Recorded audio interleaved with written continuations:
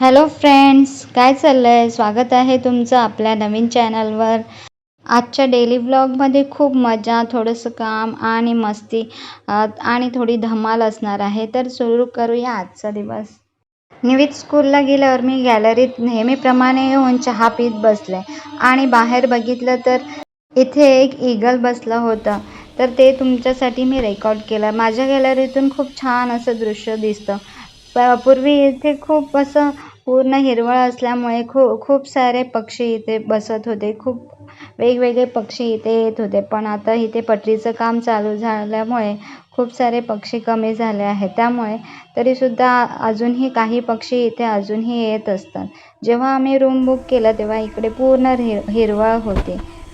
पण आता इथे खूप कमी असे पक्षी येतात. कारण इकडची पूर्ण झाडं तोडली आहेत आणि इथे आता पट्टीचं काम सुरू झालं आहे. त्यामुळे एवढे जास्त पक्षी आता येत नाही. तरीसुद्धा कधी कधी खूप सारे पक्षी येतात आणि खूप बघायला ते खूप छान वाटते. इथे माझ्या गॅलरीच्या बाहेरच एक झाड आहे मोठं. तिथेसुद्धा खूप असे बगळे वगैरे येऊन बसतात. काही महिन्यांपूर्वीच इथे खूप सारे झाडं आणि तळं असं होतं. त्यामुळे तिथे गणपती विसर्जनसुद्धा होतं. पण आता इथे पूर्ण असं पटरीचं काम चालू झालं आहे. त्यामुळे सगळी हिरवळ तोडली आहे. त्यानंतर मी घरात आले आणि माझ्या कामांना सुरुवात केली. त्यांच्यासाठी आज मी अंडा कढी बनवणार होते आणि त्याचबरोबर नाश्त्यासाठी मी मेथीचा पराठेसुद्धा बनवणार होते. मेथी आलू असे पराठेसुद्धा बनवणार होते. अंडा कढी बनवण्यासाठी मी कांदा आणि टोमॅटोची फोडणी दिली. त्यामध्ये कढीपत्ता, थोडासा गरम मसाला, वाटण, हळद, मीठ घालून छान असं परतून घेतलं. त्यानंतर त्याच्यामध्ये मी थोडंसं पाणी ॲड केलं आणि चवीनुसार मीठ आणि कोथिंबीर चॉप करून ॲड केली. त्यानंतर बॉईल केलेले अंडे मी त्याच्यामध्ये ॲड केले. अशा प्रकारे आज मी अंडा कढी बनवली होती. अंडा कढी शिजेपर्यंत मी पराठे बनवण्याची तयारी करून घेतली. एका साईडला अंडे बॉईल करायला ठेवले होते. अशा प्रकारे रोजचे डेलीची मॉर्निंगची सुरुवात असते. तर त्यानंतर टिफिन वगैरे बनवून घेतला. त्यानंतर लगेचच तांदूळ धुवून घेतले आणि राईस बनवण्यासाठी ठेवला. आज दुपारच्या जेवणासाठी अंडा कढी आणि राईस बनवणार होते आणि सकाळी नाश्त्यासाठी आणि टिफिनसाठी मी मेथी आलूचे पराठे बनवणार होते. निवित दुपारी 2 वाजता येतो. त्यामुळे मला निवित यायच्या आधीच सगळी कामे पूर्ण करावी लागतात. कारण तो आल्यानंतर त्याला दुपारी झोपवायचं असतं. कारण रात्रीसुद्धा त्याला झोपायला लेट होतं. कारण त्याचे डॅडी खूप लेट येतात जॉबवरून.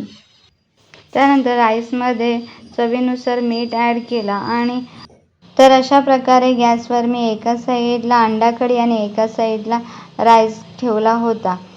त्यानंतर मेथी आलू पराठा बनवण्यासाठी मी बॉईल केलेले बटाटे घेतले आणि त्याच्यामध्ये थोडंसं एक चॉप केलेला कांदा आणि कोथिंबीर, थोडंसं मीठ ॲड करून मिक्स करून घेतलं आणि पीठ मळून घेतलं पराठ्यांसाठी. त्यामध्ये मी गव्हाचं पीठ ॲड केलं आणि थोडी चॉप केलेली मेथी ॲड केली.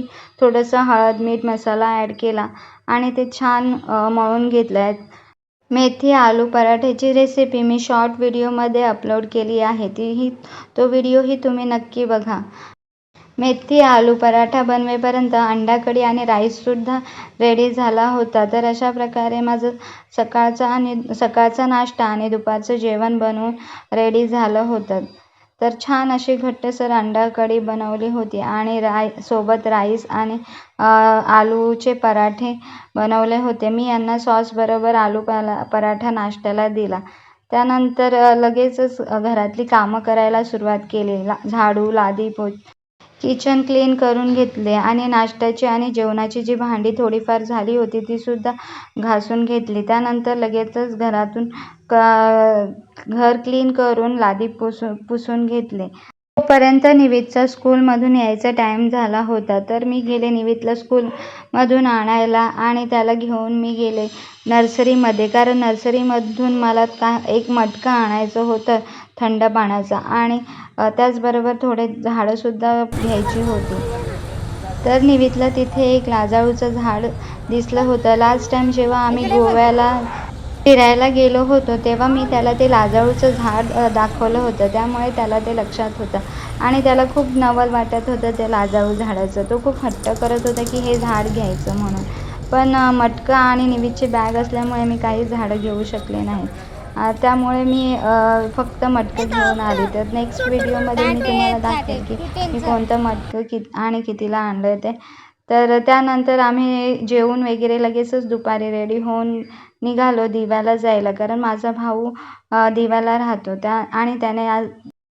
आणि त्याने सुद्धा नवीन घर घेतलं. तर न्यू इयरलाच त्याने गृहप्रवेशसुद्धा ठेवला आहे. तर त्यासाठी आम्ही 2 दिवस तिथे राहायला गेलो आणि तिथे आम्ही पोपटी पार्टी एन्जॉय केला. परत विहानचा बड्डेसुद्धा एन्जॉय केला आणि गृहप्रवेशसुद्धा झाला. तर ते सगळे काही दिवस आम्ही तिथे राहिलो होतो, ते सुद्धा मी व्हिडिओ तुमच्याबरोबर अपडेट करणार आहे. तर नेक्स्ट व्हिडिओ नक्की बघा. त्याच्यामध्ये मी पोपटी पार्टी, बड्डे पार्टी आणि गृहप्रवेश हे व्हिडिओ अपलोड करणार आहे. तर तेही व्हिडिओ तुम्ही नक्की बघा. तर भेटूया नेक्स्ट ब्लॉगमध्ये.